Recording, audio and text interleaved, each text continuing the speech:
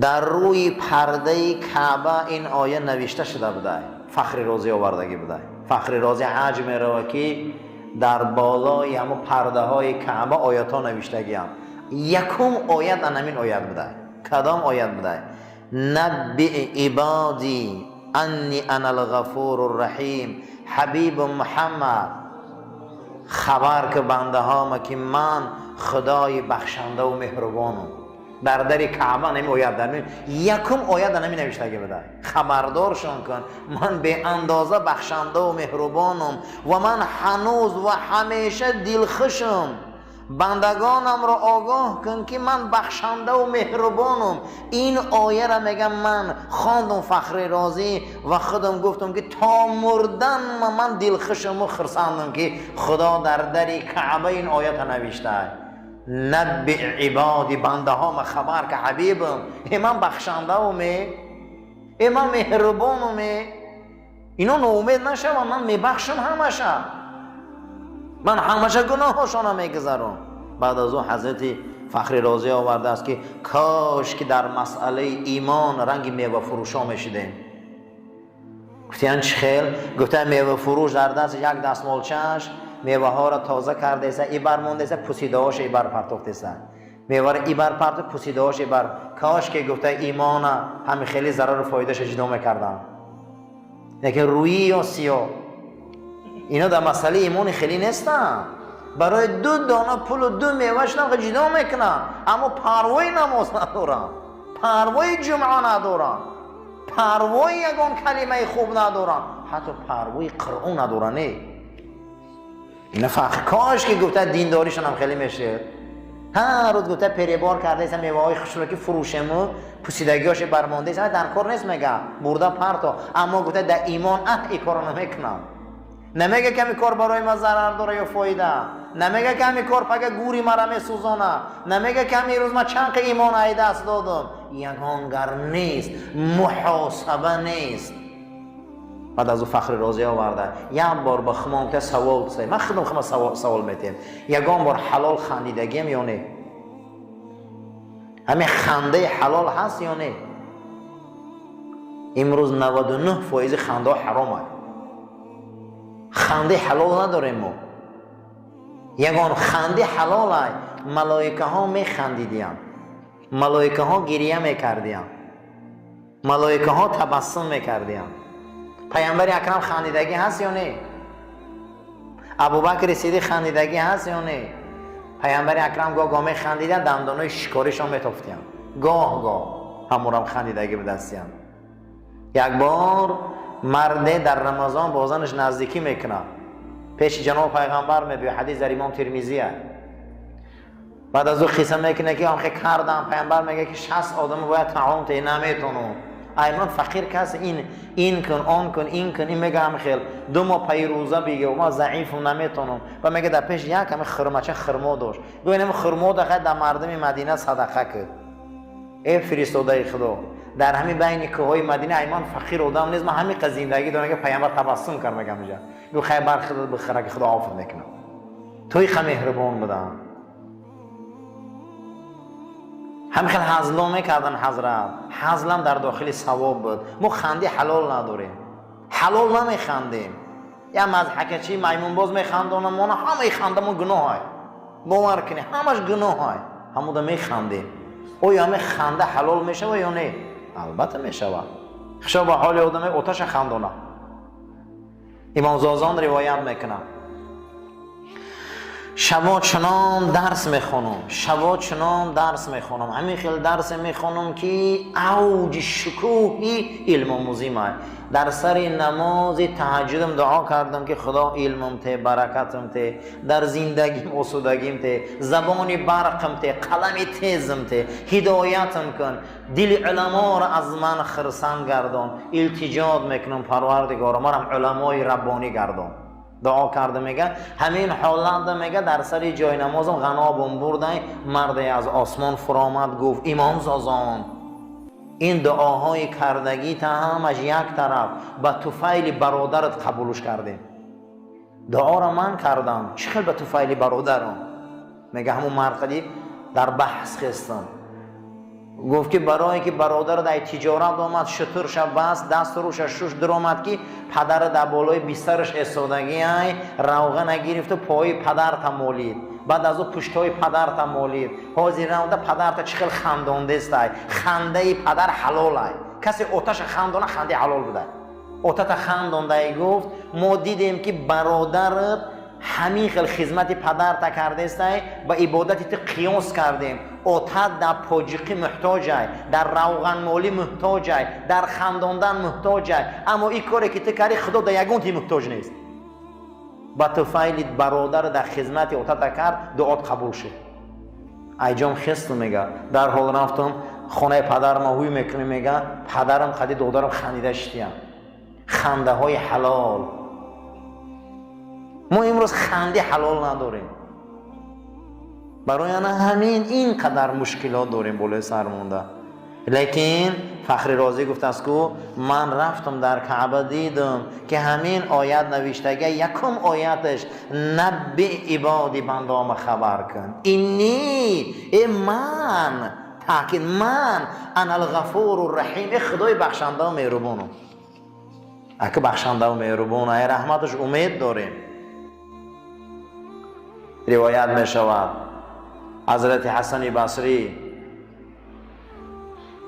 در وقت مرگشان یک تبسم میکنن خنده حضرت ندیده بودیم در وقت مردنشان یا میخندن و در خواب یکی از امامای دورشان امام نافع میدرایم میبینه که حسن بصری در بین بهشت است میگه حسن در وقت مردنت فهمیدیم تبسم کردی تبسم تا خیلی وقت بود بزرگان ندیده بودیم فقط خواب بودی چی وقت خندیدی گفته وقتی نزع روان جان ما میگرفتن از جانب آسمان بالایی ملکوتی ندای آمد حسن یک گناه نبخشیدنی مانده یک گناه نبخشیده مانده میگه تبسم کردم کدام گناه باشه آخه من گناه ندارم آخه کوشش میکردن ای گریه که انا همه گناه ها رو سوزونم گفتم من همین فکر میکنم کمبوتین برایم تبسم کردم در این سخن کدامش باشه من نمیدونم کدامش باشه ندا آمد یک تفته موندگی خشا به حال آدمایی که در وقت مردن میخندن تبسم قطعی میروند خشا به حالشون تبسم قطعی میروند عمرشان به گریه گذشت برای آنکه بهار بدن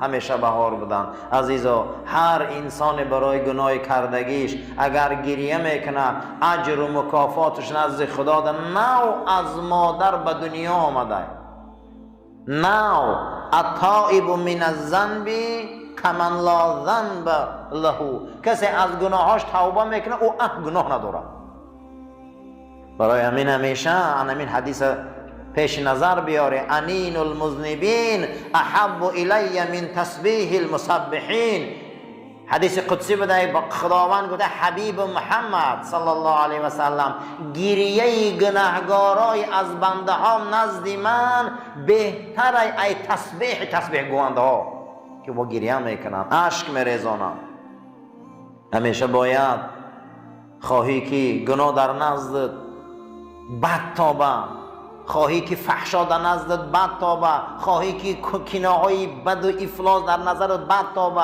خواهی که کاری فحشا در نظر بد تابه دعای اوتت گیر برای هدایت دعای اوچت گیر برای هدایت دعای مظلوم گیر برای هدایت دعای یتیم گیر برای هدایت دعای بزرگار گیر برای هدایت بالایی با صدقته خدایا من نمیتونم صدقه ردی بلا برادر از همه بلای بد این فاحشگی های از همه بلای بد این زنا های ای همه بلای بد نامحرم تماشا کردن این بوچ بلا چی شما با دیگه ابن مسعود میگفته که برای دنیا گریه نکردم پول میوم نمیوم نان میوم نمیوم پوشاک میوم نمیوم اگر همون روز یک مسئله پیدا میشد که من ایمانم در خطر آمدگی من میگفتم که خیلی من به ناموس شدم که امروز ایمانم ای دست رفته است عزیزا دنیای روز نشد فگه میشوه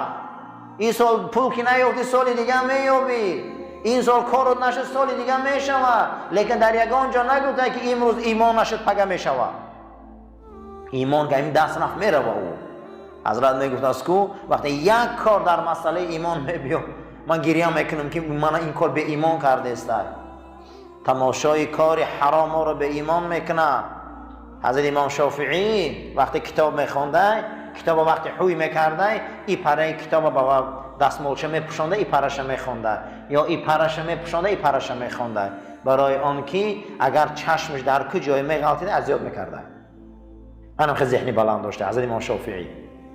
این برش میپوشونده که اذیت کردنم آسان شوه، که اگر این بردم میغلطه به یه جای اذیت میکرده فکرش بیرون میشده. منم خیلی ذهنی بلند داشته، همین نگاه میکرده دستش به چت میشده. اصلا خیلی اینا خیلی بزرگا بودن. یک روز میگه در مدرسه در اوج خواندن بدن،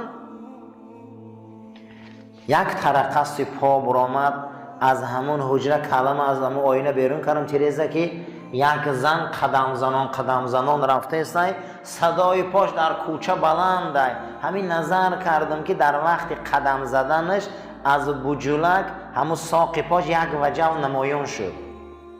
یک قدم زد، همون رو 2 مرتبه من نظر کردم، خداوند 13 سال برکت علم من گرفت. همین قدر ما از حرام دور شویم ذهنمون بلند می شود. باور کنه که امروز اکنون وای بر حال ما گو که ما در رحمت گو که ما دنبالشون گشته استیم. این شوخی نیست، در یک دیدن او برکت علم می رود. امروز ما زنده میبینیم میگردیم با خیرش شکر که با هم در بدن ما چنین چه هسته. همین قدر حلال کردیم، همین قدر برکت می شود. میخوایی که از بدن دور شود گناه، میخوایی که گناه بد بینی، دعای این بزرگان را گیر گفته گریه کن، انا این حدیث پیش نظر بیار، دیگر رغبت نمیکنی. قسم به خدا اگر دعای پدر و مادر صدقاً گیر، اگر دعای علما را صدقاً گیر، دعای مظلوم را صدقاً گیر، قسم به نام خدا اگر همین گناه و تمام افلاسی را پیشت بیار نظر نمیگیره. نظر نمیگیره. پروردگار بدنی تو را پر میکنه از نیروی الهی. یکی از معجزه های قرآنی، سوره که اولی به پیغمبر خدا نازل شده، کدام سوره عزیزان؟ کدام سوره؟ اقرا. اقرا چند آیت های؟ چند آیت از اقرا؟ خب تعدادی حرف ها در سوره جین، در کدام سوره؟ در سوره جین 280 چند دانه بوده است؟ 85 دانه. 285 دانه را تقسیم کردن علما، 19 را ماندین ضرب 15، 19 را به 15 ضرب زدن 200 چند می شود؟ 285. مضروبی که در قرآن آیه اقرا یکم آمده 19. تمام قرآن سوره هایی که ای 19 بالا همون را تقسیم میکنی به 19 آخرش 0 میبروید. بینین چند قد چند تا 19 285 میشده؟ 15 تا 19 285 می شود. در آیه آخری سوره خداوند می فرماید و احصا کل شیء عددا، هر چیز در این دنیا من از روی عدد حساب کردگیم. هر چیز در این دنیا عدد داره. در همین کلمه عددا علما همین حساب کنه، عددا عین حساب کردین 37 دانه، دال حساب کردیم 54 دانه، دال حساب کردیم 54 دانه در همین سوره، الف حساب کردیم 216 دانه، بعد از همش برآمده 300 چند تا شده همش 361 با گرفتیم 19 را به 19 ضرب زدیم. 19 ضرب 19 چند میبرویم؟ یک معجزه قرآنی. اولین سوره که بر رسول الله نازل شده کدام سوره بوده است؟ چند آیه داشته؟ 19. مجموع حرفای کلمه که در سوره جین آمده، عجبا، احدا، ولدا، شتتا، همه همین ها 100 چند دانه بدیم؟ 114. با 114 را به 19 آمدیم با 6 19 شده. همین 19 عدد رموزی هست. 19 عدد چی هست؟ عدد نمودین هست. یعنی که عددی که در همین جا وریشه در قرآن عظیمشان. کلی قرآن اگر سوره بقره هم سوره آل عمران همش شما با 19 بیاری، همش میبره 100 تا 19 میشه و 50 تا 19 میشه، 61 تا 19 میشه و عاقبت همین به بقیه تقسیم میشه. سوره جین همین عالی مقصد در کتابش آمد از 19 ای ضمن مضروب کدام سوره؟ سوره اقرا. سوره اقرا چند آیت بوده است؟ 19 تا. قرآن با 19 تقسیم میکنی، عاقبتش 2 19 میشه و 3 19 میشه و 10 19 میشه و تقسیم میشه به بقیه. ضرب اریتمتیک عربی از ضرب ما فرق داره، یعنی به بقیه در زبان عربی تقسیم میشه است. این یکی از معجزه های قرآنه که اولین آیه‌ای که بر رسول الله صلی الله علیه و سلم سوره‌ای که نازل شده سوره اقرا بوده است. برای همین قدر علم پیش می رود، همین قدر دنیا پیش می رود، همین قدر گفتگوها پیش می روند، اما قرآن با معجزه شده است. قرآن با بلند شده است. در زمان رسول الله صلی الله علیه و سلم ادیبا زیاد بودن، شاعرها همین که می نوشتن که معلقات سبعه هستن. در معلقات سبعه 7 شاعر هستن که دنیا خیلی شاعر نداره. شعر در عرب مشهور بود. اینو به درجه شعرنویس بودن، آمدن در پیش کعبه مصلحت کردن. یک تای همینها مبلغ گذارش پدر خالد ابن ولید ابن مغیره بود. گفت سوما میتیم ای شاعر رو جمع شوی همین رنگ قرآن محمد قرآن نویسه، همین را من متهم کنم. در او زمان همین میزمین نمیتونم فاتو بی صورتی سورانه یا اوید آوردن نمیتونم میگه رنگ قرآن. در او زمان ادیبا شاعرها را متهم کرد نتونستم تا به امروز. اما امروز غیر ادیب نه، اما این زمان بچی این قرآن دنیا را متهم میکنه. بچی عزیزان اگر دنیا چپه میشه راست میشه یگان پونکتی همین علیش میشه. اگر فاطمه دختر رسول الله دزدی کنه گو پیامبر خودم دستش میبره، خاندان پیامبر روی خاطر نمیبینه. قانونش قانونه. میشه ما که جمع شون گوان پگه قل هو الله را میگیریم. هم خیلی نیرو پیدا میشه. مغل آمد، شوروی آمد، دنیا آمد، اینش آمد، ویش آمد، همیقه آمد امپراتورا یگان تاش سوره الحمد گرفته تا نیستن. امروز با کدام چیز دنیا را متهم میکنه؟ با قوتترین دولت های دنیا ایروی چی زورن؟ آیا در قرآن برابر میشن؟ در قانونی ها نه، نمیشون. امروز همین با قوتترین با قوت همین مقصد مرکز آنها میگن با حق ویتو دارن. 5 دونه نسبت یک منطقه حل میکنن. 4 تاش میگه بیا همجا جنگ نشوه، یا تاش گویا که جنگ شوه گپ 4 تا یعنی من گپ 1 تا میگیرم. حق ویتو دارن اونها. این مسئله را اگر صحبت کنیم با بحث ما دراز میشه. امروز قرآن دنیا را با قانونش متهم کرده. دنیا چیز میخواه نمیخواه برادران، قرآن قانونی استوار میمونه. هیچ محل این کلام الله تغییر نمی‌یابد. اللهم ربنا تقبل منا انك انت السميع العليم وتب علينا انك انت رؤوف الرحيم برحمتك يا ارحم الراحمين. صفوار راست گیره برادرها، تلفناتون رو خاموش کنین.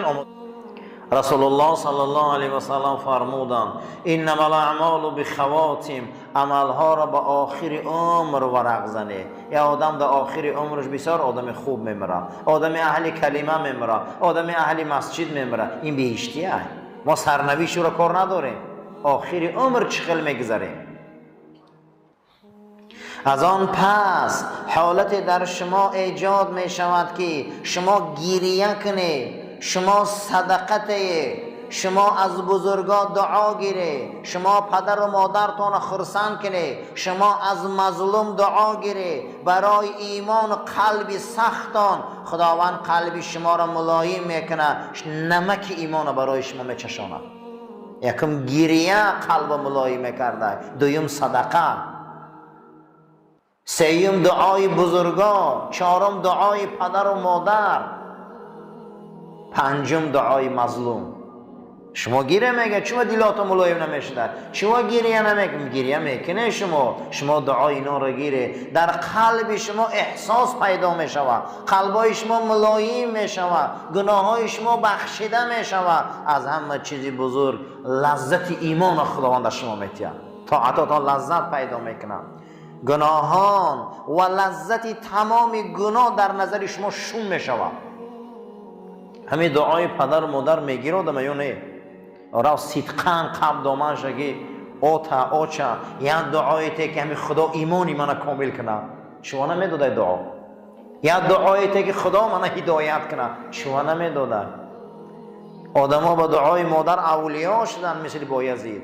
آدما با یک رنجش مادر کلمه شهادت گفتن نتونستن مثل علقمه.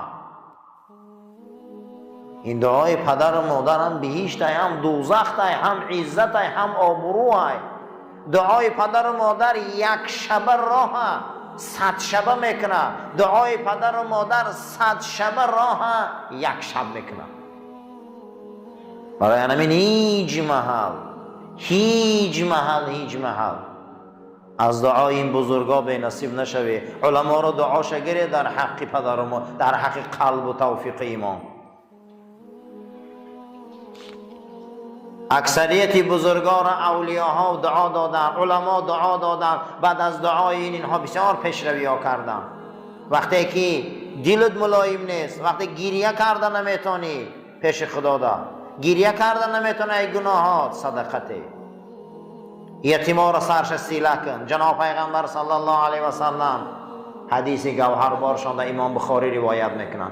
میخواهی که قلبتان ملایم شود. کی میخواهی که قلبش ملایم شود؟ همه ما. میخواهی که دعاهاتان قبول شود. کی را میخواد دعاش قبول شود؟ همه ما. میخواهی که خدا حاجتاتان براره. کی میخواد که حاجتاش براره شود؟ همه ما. آیا یگان بار به دستاتان در دهن یگان یتیم یگان کلچه های نان طعام مونده؟ پیامبر میگه صحابه را آیا یگان بار با دستان سری یتیم مولیده؟ همش در تگرمی بجای. ماه میگذره، سال میگذره، یگان یتیم ما مهربانی نمیکنیم باور کنیم. عادی ترین کاری جمعیت نمیکنیم. عادی ترین کار در اسلام کردن نمیتونیم. میگیم چرا قلبمون سخته؟ البته با میگذره یک شب دو شب یا ما یک که میبینی با یک شب گریه میبیو و دیگه نعره میزنی. خیلی گریه میکنی که اگر شما در ده ها گشتگی باشه یا چیره میگن، بسیاری مردم ها روچقه میگن، بعضی انسان ها او را یونوچقه میگن. اگر شما درشت گشته باشه به وقتی گشتنده شبنم داره، همین پتینکا تر میشود. 3 برگم شبنم داره، نه 3 برگم شبنم داره. بزرگان میگن کسی گریه میکنه رنگ انمو شبنمی درونی 3 برگه قلبی او بهاره.